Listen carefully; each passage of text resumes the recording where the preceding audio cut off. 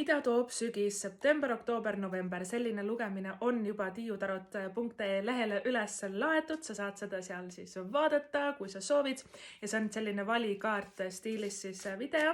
aga meie vaatame ka siit kaartidelt, et mida siis need sügise kuud, september, oktoober, november meile toovad, mida sa pead teadma, mis on sinu ellu tulemas. Müntide kuningas, no mis võiks olla parem kaart, ka septembrikuu kaart ja müntide kuningas on raha,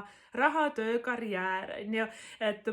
muidugi meil suve lõpus, augusti lõpus liigubki siin päike siis ilusasti Neitsisse, mis on maamärk, müntide kuningas, maamärk, maaenergia, milleks väga hea, raha ja tervis, kaks väga-väga olulist asja siis meie elus ja need tulevadki selles kaardis ka fookusesse. Ehk siis panustad oma töösse, karjääri, enesearengusse, müntide kuningas on väga rikas kaart, materiaalselt väga rikas, aga ka üldse ta on nii rahulolev enda eluga, eriti nagu õiget pidi ta istub oma kuldsel troonil, vaata siin, ta valitseb kõike, ta valitseb oma elu, suhetes on tal kõik väga-väga hästi, et ta nagu kuidagi selline rahulolu nagu märke ja see tuleb nagu ka sellest, et me ise võib-olla hoolitseme ka enda eest paremini, et me ei jookse teiste järgi, me ei ürita kõiki teisi õnnelikuks teha, me toome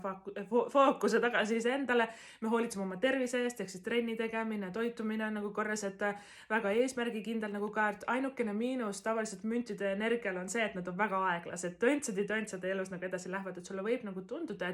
et sul on suured eesmärgid, sa tahad tuhiseda, aga kuidagi kõik võtab hästi palju aega, siis tea, et see tegelikult ongi väga vajalik, et me läheksime sellises mõnusas rahulikus tempos,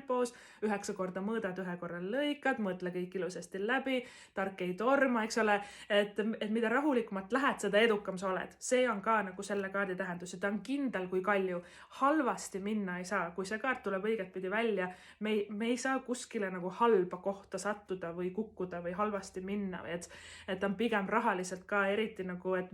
mida rohkem sa nagu panustad ja tööd teed, muidugi jälgid oma tervist ka, seda edukam ta nagu on, et väga-väga hea nagu märk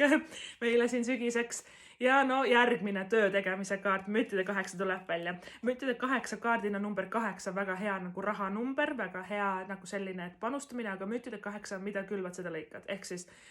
kõik sammud, mida me astume, need hakkavad pikka aega veel vilja kandma nendes 2 kaardis.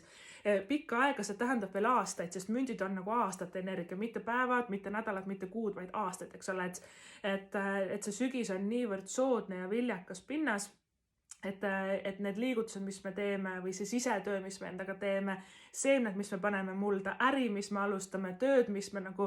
ära teeme ja ette võtame ja kõik nagu eesmärgiprojektid üliedukad lähevad ja aastakümned veel nagu tuleb raha sisse, nii et tuleb tubli olla ja pingutada.